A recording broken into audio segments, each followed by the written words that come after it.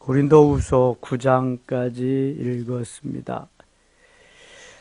하나님 고린도후서 4장 7절에서 우리가 이 보배를 질그릇에 가졌으니 이는 능력의 힘이 큰 것이 하나님께 있고 우리에게 있지 아니함을 알게 하려 함이라 그랬습니다. 우리가 모든 것을 할 수 있는 것이 아니라 하나님이 하시게 함에 따라서 할 수 있는 것이고, 예수 그리스도라고 하는 보배가 성령께서 우리 안에 계시기 때문에 우리가 담대할 수 있고 강할 수 있고 할 수 있다는 것입니다. 그래서 보배를 우리 가운데 간직한 이들은 사방으로 우겨쌈을 당하여도 쌓이지 아니하고 답답한 일을 당하여도 낙심하지 아니하고 핍박을 받아도 버림받지 아니하고 거꾸로뜨림을 당하여도 망하지 않게 하려 함이라. 이유는 우리가 항상 예수의 죽음을 몸에 짊어짐, 이 생명이 또한 우리에게 나타나게 하려 함이라. 예수 생명이 우리로 하여금 나타나게 하기 위함이다. 이웃에게 온 세계에 예수 생명이 나타날 때 거기에 평화가 임하고 그 하나님이 원하시는 하나님의 나라를 이룰 수 있기 때문에 그렇습니다. 겉사람은 죽습니다. 속사람은 영원히 죽지 않습니다.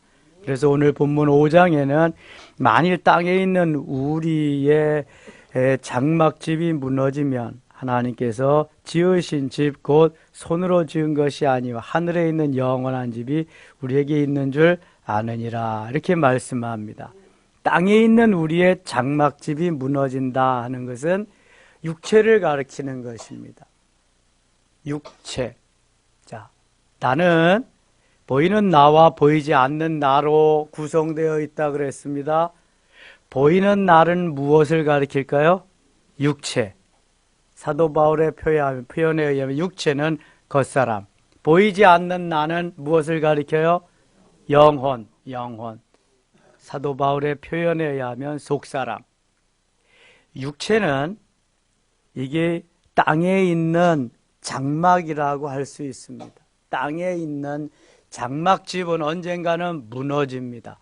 장막집이 무너진다는 것은 육체가 질그릇으로 되어 있는데 흙으로 만들어졌는데 곧 깨어진다는 것입니다. 이것이 나올 때 하나님께서 이 땅에 보내실 때는 순서가 있는데 무너질 때는 장막집이 무너지고 겉사람이 깨어질 때, 질그릇이 깨어질 때는 순서가 없습니다. 그건 무슨 말이냐 하면 하나님이 원하시는 때 언제든지 불러가실 수 있다는, 아직 불러가시지 않은 것은 육체가 아직 존재한다는 것은, 우리의 장막집이 무너지지 않았다는 것은 아직까지 나에게 사명이 남아있다는 거예요. 어르신들도 내가 뭐 잘 움직일 수도 없고 뭐 할 수도 없는데 그래도 사명이 남아있기 때문에 하실 수 있는 것이 있잖아요. 기도하실 수 있잖아요. 격려하실 수 있고 후원하실 수 있고 얼마든지 사명이 남아있는 자는 하나님이 데려가시지 않습니다. 무두셀레는 사명이 남아있기에 969세까지 살려주신 거죠. 단명하는 이들이 있는가 하면 장수하는 이들도 있습니다. 아무튼 장막집은 무너지는데 육신의 장막집은 무너져도 그 속에 보배로 계시는 예수 그리스도가 계시는, 예수 그리스도가 영혼 안에 거하시기 때문에 이 영혼은 영원히 무너지지 않습니다. 영원히 죽지 않습니다. 내 육체의 장막집이 무너져도 영혼은 본래 온 곳을 찾아갑니다. 주님과 함께. 그것이 천국이지요. 그러나 그리스도를 영접하지 않고 믿지 아니하면 저 영원한 지옥에 가서 영원히 사는 겁니다. 우리가 전도해야 할 이유는 천국에 가서 영원히 행복하게, 현재보다 더 행복하게 살아야 하기 때문에 그렇습니다. 지옥에 가면 영원히 살되 엄청난 핍박 속에서, 엄청난 환난과 어려움 속에서, 고난과 고통 속에서 산다는 거예요.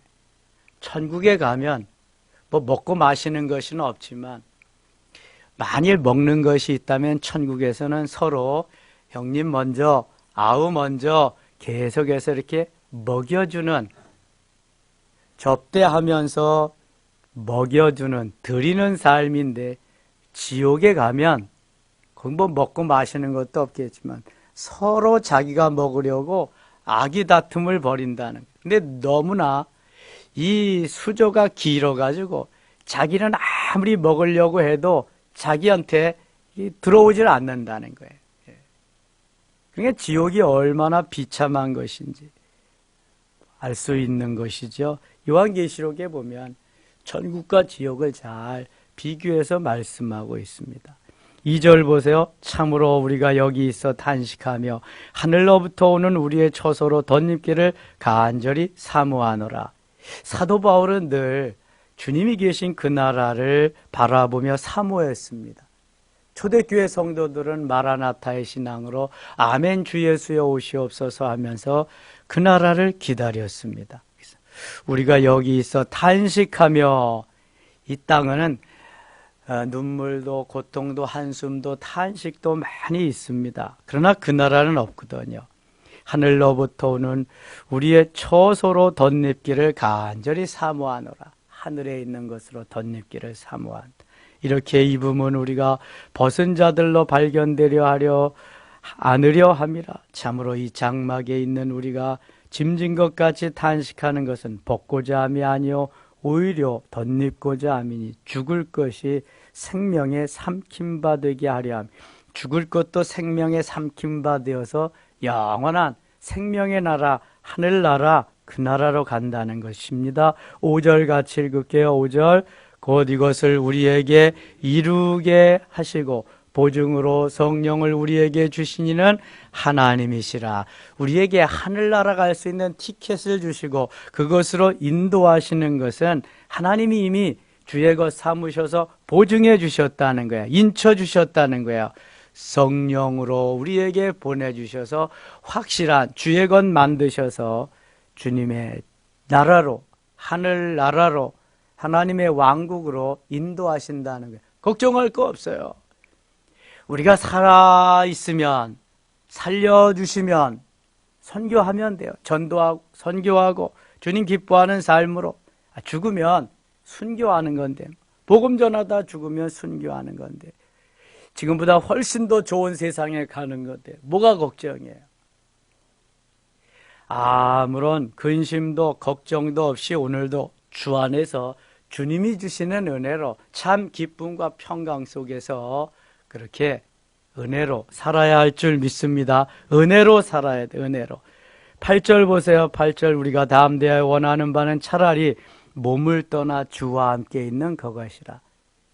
원하는 것은 아무리 잘 먹고 잘 지내고 이 세상에서 잘 살아도 차라리 이 세상에서 떠나서 주와 함께 있는 그것이라.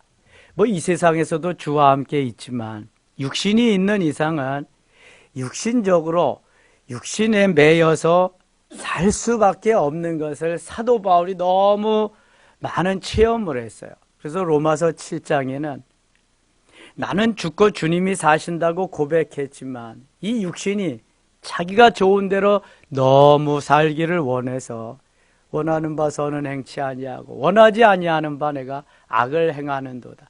그렇다고 뭐 살인 강도짓을 했겠어요? 도둑질을 했겠어요? 로마서 7장 24절에 오라 나는 곤고한 사람이로다. 이 사망의 몸에서 누가 나를 건져내려 하며 탄식을 합니다. 왜냐하면 육체를 가지고 있는 이상은 영적으로 주님 기뻐하시는 삶만을 살려고 하지 않아요. 육체의 속성이 있기 때문에 육체가 원하는 것으로 계속 달려가거든요. 사도 바울은 바로 그것이 싫은 거예요. 나는 이미 나를 쳐서 다 복종시키고 주님 닮아가도록 결단을 했고 모든 좋은 것 다 배설물과 같이 여기고 십자가만을 자랑하고 주님만 바라보고 생각하고 주님께만 비전을 두고 달려가는데 내 마음은 그런데, 내 영혼은 그런데, 내 뜻은 그런데 너무 육체가 오늘도 나도 모르게 그리로 달려간다는 거예요. 통일신라를 주도한 누구죠? 그 사람 주도한 사람? 김유신이 화랑도 출신이잖아요. 김유신이 나라를 통일을 하고 신라를 굳건하게 만들기 위해서 그렇게 노력을 하는데 그 어머니가 볼 때는 영 아닌 거예요. 뭐 매일 주색 잡기에 바쁜 거예요. 오늘도 퇴근하면은 기생집에 가고 또 가면 기생집에 가고. 어머니의 그 말씀을 듣고 김유신이 결단을 합니다. 내가 이제는 거기에 가지 않으리라. 내가 이 나라를 통일하기 위해서는 그러한 결단도 가지지 않고 어떻게 하겠느냐. 그래서 퇴근하고 말을 탔습니다. 말을 탔는데 어디로 갈까요? 기생집에 가는 거지. 얘는 끝나면 그리로 가는 게 아주 익숙해 있습니다. 그래서 그런 결단을 합니다. 사랑하는 자기의 말을 칼로 단숨에 찔러서 죽이고 그때부터 그 뜻을 행하여 갑니다. 우리에게 어떤 이러한 결단, 나의 의지 이런 것이 없으면 죄를 할 수가 없습니다. 사도 바울이 고민하고 있는 이러한 것들 결단하며 그가 하나님 앞에 다 내어 맡길 때에 하나님이 그를 통해서 엄청난 일을 이루시게 됩니다. 갱그라야 제2차 전도를 할 때 갱그리아 지방에서는 머리까지도 다 깎았습니다. 사도 바울이 그의 결단과 의지를 나타내 보이기 위해서 삭발을 했죠. 그래서 9절에 이렇게 고백합니다. 9절 같이 읽어요. 그런즉 우리는 몸으로 있든지 떠나든지 주를 기쁘시게 하는 자가 되기를 힘쓰노라. 몸으로 있든지 떠나든지 살든지 죽든지 그런 말이잖아요. 몸으로 있으면 사는 거고 몸으로 없으면 떠나는 거죠. 살든지 죽든지 몸으로 있든지 떠나든지 주를 기쁘시게 하는 자가 되기를 힘쓰노라. 언제 어디서든지 살든지 죽든지 주님을 기쁘시게 하는 것이 나의 목적이다. 나의 삶의 목표다. 바울은 이러한 기준을 정하고 있습니다. 그래서 과감히 쳐서 복종시키는 거예요. 나를 쳐서 복종시키는 삶. 10절도 같이 읽겠습니다. 이는 우리가 다 반드시 그리스도의 심판대 앞에 나타나게 되어 각각 선악간에 그 몸으로 행한 것을 따라 받으려 함이라. 우리가 주님 앞에 서면은 다 결산을 합니다. 결산. 5달란트 받은 자 결산하니까 5달란트 남았어. 2달란트 받은 자 결산하니까 2달란트 남았어. 1달란트 받은 자 결산하니까 몇 달란트예요? 1달란트 그대로 남아. 5달란트와 2달란트 받은 자는 하나님 이렇게 말씀하십니다. 착하고 충성된 종아, 내가 작은 일에 충성하였으면 내가 많은 것으로 내게 맡기리니 내 주인의 즐거움에 참여할지어다. 그가 주인이 맡긴 것을 잘 감당하고 주인이 맡긴 것으로 인해서 더 많은 이익을 창출해낼 수 있다는, 하나님이 주신 달란트를 잘 사용해서 주님이 기뻐하시는 일을 했다는 거예요. 그런데 1달란트 받은 자는 주님이 주신 재능을 다 파묻어 두고 아무 일도 하지 않아. 결산할 때 그걸 빼앗아서 10달란트 받은 자에게 다시 줍니다. 5달란트 받아서 5달란트 남겼으니까 10달란트가 되었잖아요. 결산할 때가 있습니다. 주님이 보실 때에 많이 남길 수 있어야 됩니다. 많이 남길 수 있다는 것은 내게 주신 재능 10분 발휘해서 열심히 주를 위해서, 복음을 위해서, 하나님의 영광을 위해서 사용할 수 있어야 된다는 거예요. 우리가 나 개인을 위해서, 육신을 위해서는 열심히 사는데 정말 주를 위해서는 얼마나 열심히 살까? 내 육신적인 엿새의 일이 주의 영광을 위해서 그것이 바로 주의를 위해서, 주님의 영광을 위해서 쓰여질 수 있도록, 승화될 수 있도록 이렇게 사는 사람이 멋진 사람인 거예요. 뭐 때문에 일하는데요? 내가 뭐 때문에 출세해야 되고, 뭐 때문에 부요하게 되고, 내 주변이 잘 되어야 되는데, 뭐 때문에? 거기에 목적은 오직 하나님의 영광을 위해서, 하나님이 높임을 받으시기 위해서 내가 잘 돼야 되고, 내가 행복해야 되고, 내가 출세 성공해야 되는데, 바로 그 목적이 잘못된다면 하나님은 기뻐하시지 않대요. 그것이 네 것이 되겠느냐. 어리석은 부자에게 말씀하는 거예요. 하나님 거두어 가시면 그만이에요. 생명 거두어 가시면 끝나는 거지요. 뭐. 이건희 씨가 세계 80몇이 부자라고 그러는데 생명 거두어 가시면 끝나는 거죠. 뭐 지금도 거의 식물인간으로 아무런 소용없는 거예요. 무슨 소용이 있어요? 빌 게이츠나 워린 버핏이나 저크버그 같이 다 사회에 환원하고 그렇게 사는 삶이 된다면 얼마나 멋있어요. 세계 역사에도 막 남을 텐데. 그냥 왔다가 죽었다. 부자로 살다가 죽었다. 이건희 씨 아버지 이병철이는 어때요? 그 모든 것을 다 이루었지만 그저 몇 평 안 되는 땅 속에 지금도 누워 있는 거죠. 그분 기억하는 거, 삼성그룹을 일으켰다, 만들었다, 그 정도죠. 사회에 남긴 영향력이 뭐가 있겠어요? 자, 우리의 삶이 그래서 어떻게 하면 하나님의 영광을 드러내고 하나님의 역사를 이루느냐, 이게 중요한 것이죠. 나의 출세와 성공이 그게 어떠한 의미가 있어요? 하나님을 높이는데, 하나님을 멋있게 하나님 되게 하는데 내가 쓰여지는 그러한 도구가 된다면 얼마나 멋있겠어요. 다 이렇게 되시기를 축원합니다. 그래야 하늘의 상급이 큰 거예요. 결산할 때 잘했다 칭찬받는 거예요.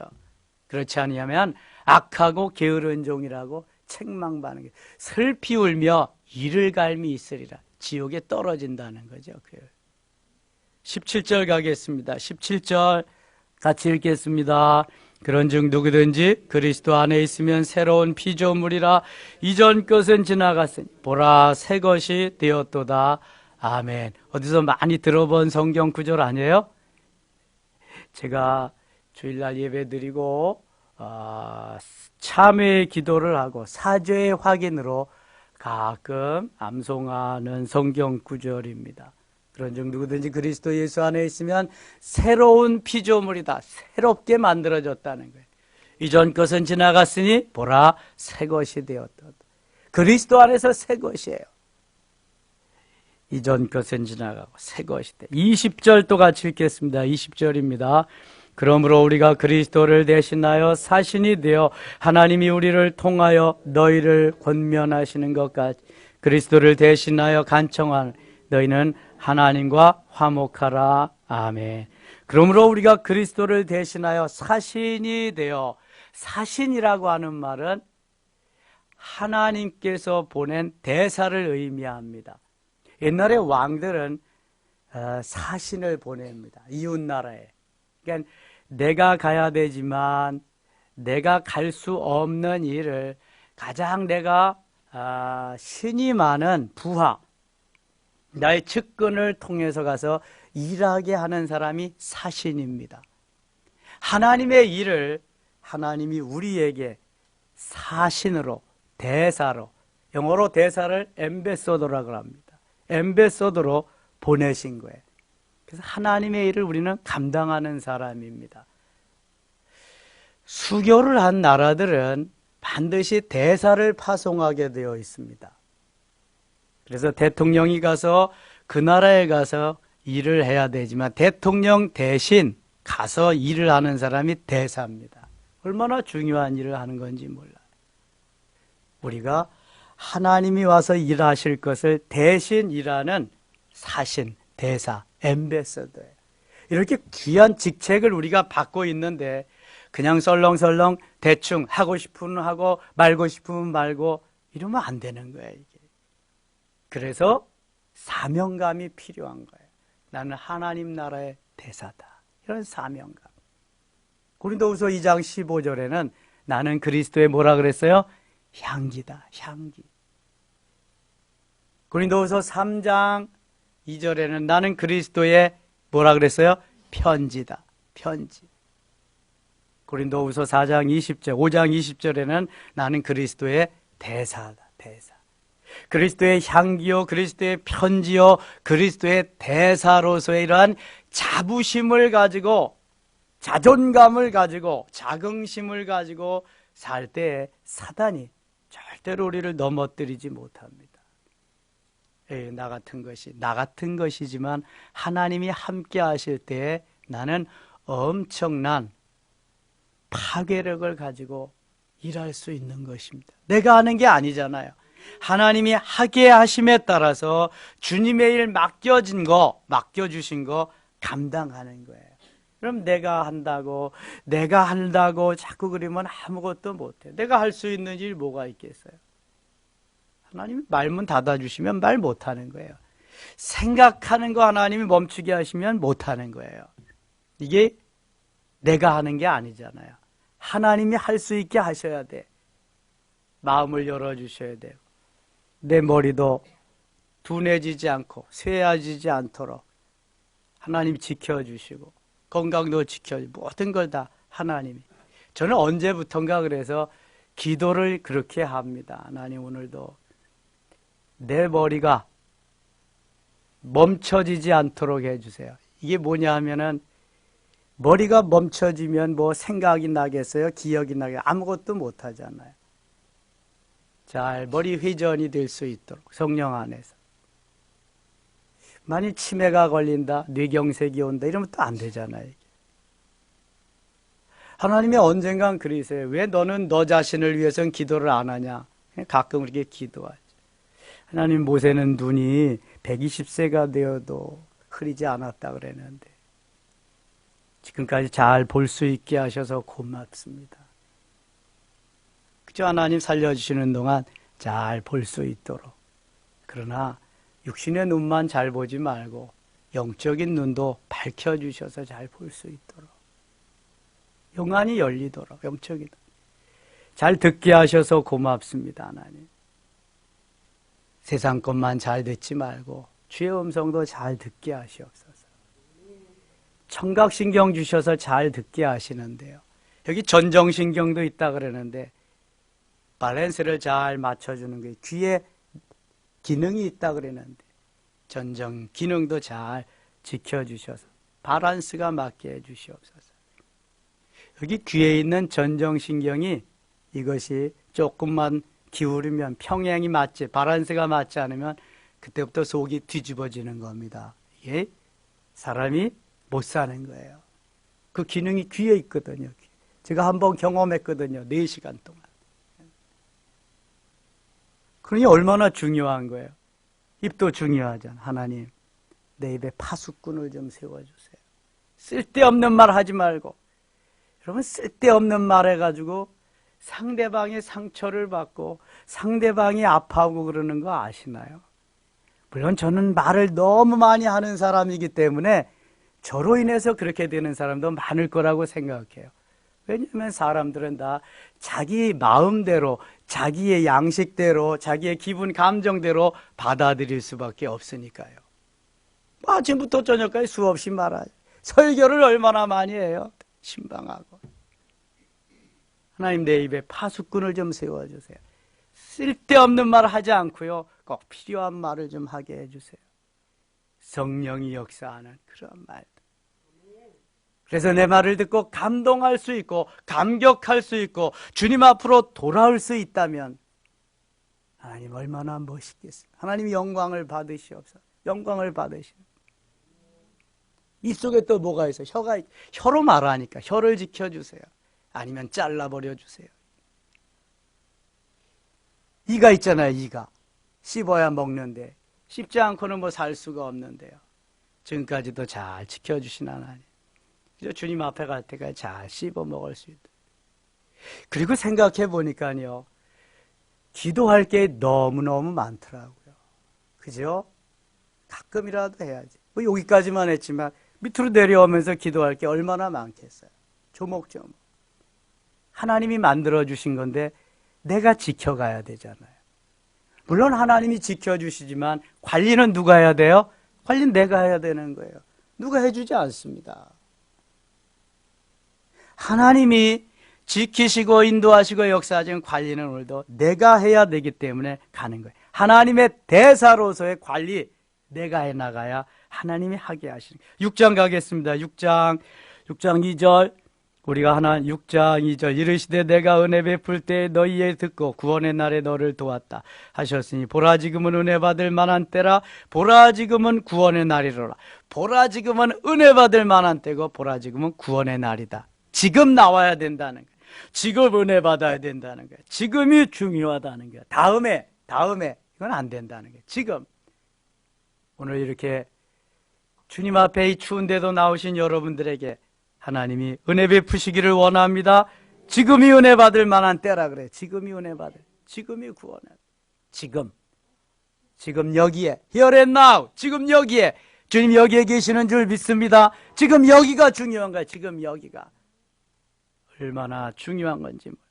11절 가게 고린도인들이여 너희를 향하여 우리의 입이 열리고 우리의 마음이 넓어졌으니 12절 같이 읽어요. 너희가 우리 안에서 좁아진 것이 아니 오직 너희 심정에서 좁아진 것이니라.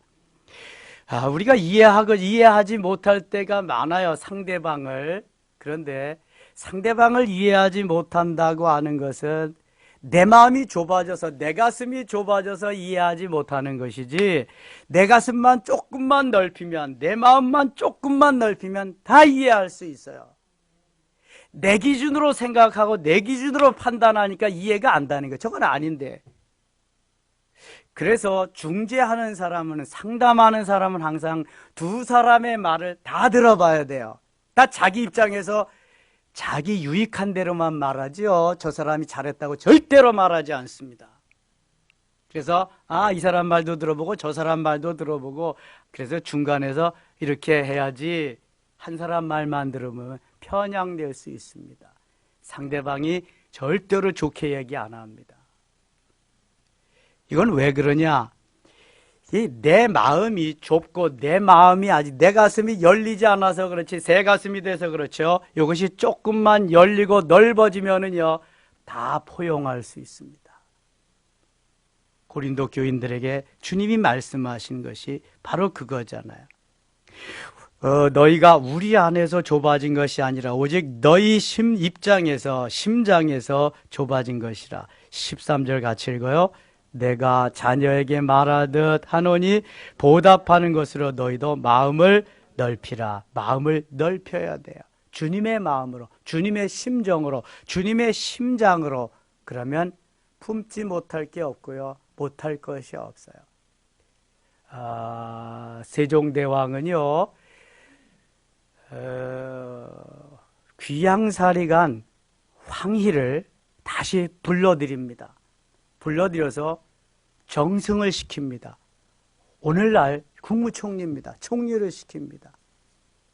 배신자로 와서 귀양살이하는 일을 황희가요, 황희정승이 세종을 위해서 충성을 다합니다. 끝까지 가장 오랜 기간 동안 정승 자리에 있으면서 포용한다고 하는 것은 얼마나 중요한 건지 몰라요. 오바마 시절에 자기하고 대통령 경선을 민주당에서 한 힐러리를 오바마는 뭘로 세웠어요? 무슨 직책을 줬어요? 국무장관. 미국에는 가장 그 다음 자리가 국무장관. 국무장관을. 자기의 정적이잖아요. 대적하듯. 멋있잖아요. 우리나라는 대적, 정적은 끝까지 옛날이나 지금이나 보니까요, 죽여야 살기 때문에, 정치란 상대방을 죽여야 살기 때문에 그 이판사판 그렇게 하더라고요. 다. 그렇게 선하고 그런 사람들도 거기 가면 다 거기에 똑같아. 근데 이게 멋있게 사는 사람들이 그렇게 살더라고요. 원수를 배반자를 데려다가 딱 그냥 끝까지 충성하지. 생명을 다 걸고. 14절 가겠습니다. 너희는 믿지 않는 자와 멍에를 함께 매지 말라. 의와 불법이 어찌 함께 되며 빛과 어둠이 어찌 사귀며 그리스도와 벨리알이 어찌 조화되어 믿는 자와 믿지 않는 자가 어찌 상관하며. 이 믿는 자와 믿지 않는 자. 그래서 우리가 청춘 남녀가 결혼을 해도 참 이게 신앙관이 중요합니다. 신앙이 맞지 아니하면은요 일평생 괴롭습니다. 이게 전도하면 되는데 전도하면 되는데 그것이 쉽지 않습니다. 일평생 고통당하고 사는 분들을 많이 봤습니다. 또 이게 사업을 하는데도요 동업이 쉽지 않습니다. 동업, 목회도 그렇고요. 그래서 이게 믿지 아니하는 자하고 특별히 함께하기란 더더욱 쉽지 않습니다. 그래서 믿지 않는 자와 멍에를 같이 하지 말라. 이것은 믿는 자와 함께 하는 것이 좋다는 말씀이. 7장 가겠습니다. 7장 10절 가겠습니다. 7장 10절. 하나님의 뜻대로 하는 근심은 후회할 것이 없는 구원에 이르게 하는 회개를 이루는 것이요 세상 근심은 사망을 이루는 것이니라. 근심은 하나님의 뜻대로 하는 근심이라야지 세상 근심 걱정은 아무런 유익이 없다. 근심 걱정은 사단이 가져다 주는 것입니다. 근데 하나님의 뜻대로 하는 근심, 주를 위해서 하는 근심은 그는 괜찮다 이렇게 말씀하는 겁니다. 8장 가겠습니다. 8장 9절입니다. 8장 9절. 우리 주 예수 그리스도의 은혜를 너희가 알거니와 부요하신 이로서 너희를 위하여 가난하게 되심은 그의 가난함으로 말미암아 너희를 부요하게 하려 하심이라. 하나님은 온 세상의 주인이시잖아요. 그러나 그 주님이 부요한 자로서 너희를 위하여 가난하게 되심은, 예수님은 이 땅에서 무엇할 것도 뭐 둘 것도 없다 그러셨어요? 머리 둘 것이 없다 그러셨어요. 모든 것을 다 가지셨지만 머리 둘 것이 없을 정도로 그렇게 가난하게 사셨어요. 집 한 채도 없으시고 여우도 굴이 있고 공중에 나는 새도 깃들 것이 있을 때 인자는 머리 둘 것이 없도다 이렇게 말씀합니다. 가장 부요한 자로서 가난하게 되시면 우리를 부요하게 하기 위함이라 이렇게 말씀합니다. 없어도 우리는 머리 둘 것은 있습니다. 그렇잖아요. 그래서 그것을 생각하면서 오늘도 하나님 은혜 가운데 하나님 사랑 속에서 내가 하나님 하시게 하신 매달아 쌉니다. 하나님 고맙습니다. 이렇게 할 수 있어야 된다는. 9장 가겠습니다. 9장 6절. 이것이 곧 적게 심는 자는 적게 거두고 많이 심는 자는 많이 거둔다는 말이로다. 각각 그 마음에 정한 대로 할 것이요 인색함으로나 억지로 하지 말지니 하나님은 즐겨내는 자를 사랑하시느라. 이게 물질관계와 영성에서 다 나오는 건데요. 하나님은 즐겨내는 자를 사랑하신다. 모든 소유가 다 하나님의 것입니다. 그 중에서 작은 일부를 우리가 드리는데 기쁨으로, 감사함으로, 즐거움으로 드려야지 인색함으로 마지못해서 어쩔 수 없이 드려서는 안 된다는 것입니다. 저는 이렇게 정리했습니다. 하나님 앞에 드리는 건 드리는 것이다. 고르반, 드린다. 이웃에게는 심는다고 제가 그렇게 생각을, 심는다. 심으면은 싹이 나지요. 사람들이 아무리 가난하고 먹을 것이 없어도 씨와 먹을 양식은 분리해서 놓습니다. 아무리 가난한 사람도 씨는 절대로 먹지 않습니다. 씨를 먹으면 그 다음에는 심을 것이 없어서 굶어야 됩니다. 씨는 먹는 것이 아닙니다. 씨는 뭐 하는 거예요? 심는 것입니다.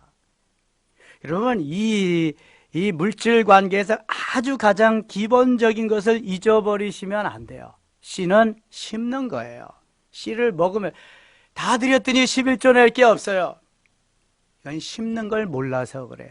씨앗을 먹는 사람은 없어요. 우리가 그래서 수입이 생기면 가장 먼저 해야 될 일이, 제일 먼저 뭐 해야 돼요? 11조. 헌금의 기본이 11조입니다. 11조를 못하고 헌금 한다고 하는 사람, 헌금 안 하는 사람이에요.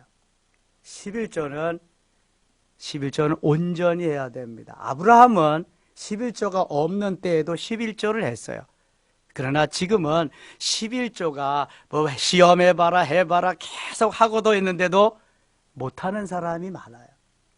없는 시절에도 한 사람은 뭐고, 있어가지고 계속 시험해보라고 하는데도 못하는 사람은 뭐예요? 믿음의 차이예요.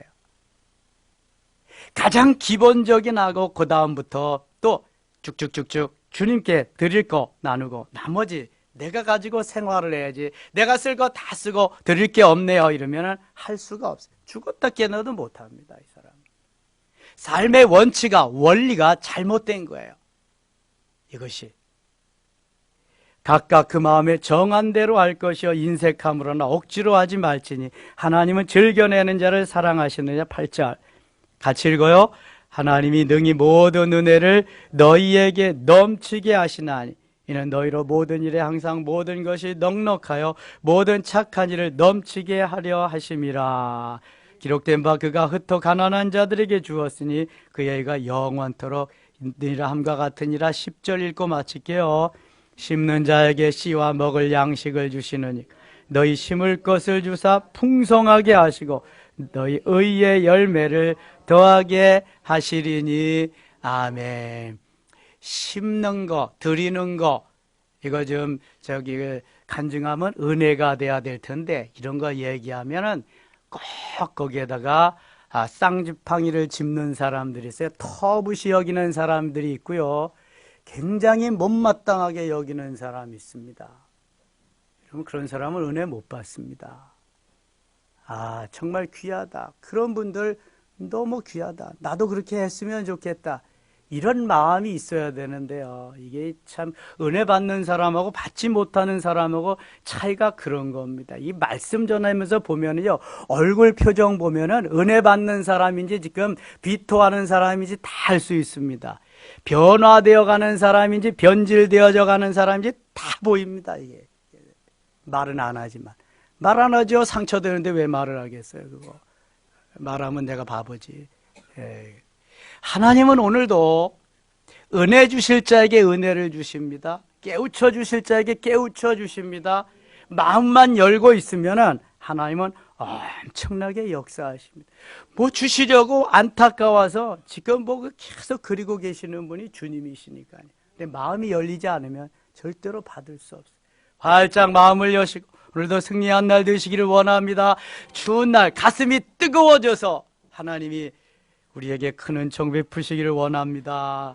하나님 아버지 고맙습니다. 날씨는 춥습니다. 그러나 우리의 가슴은 뜨거워지게 하시고 성령으로 인하여 오늘도 할 수 있는 하게 하심에 따라서 주의 일 감당하며 비즈니스하러 나갑니다. 사람을 만나며 일할 때에도 주의 영광을 위해서 멋지게 쓰여지는 하루 되게 하여 주옵소서. 예수님 이름으로 기도드리옵나이다. 아멘.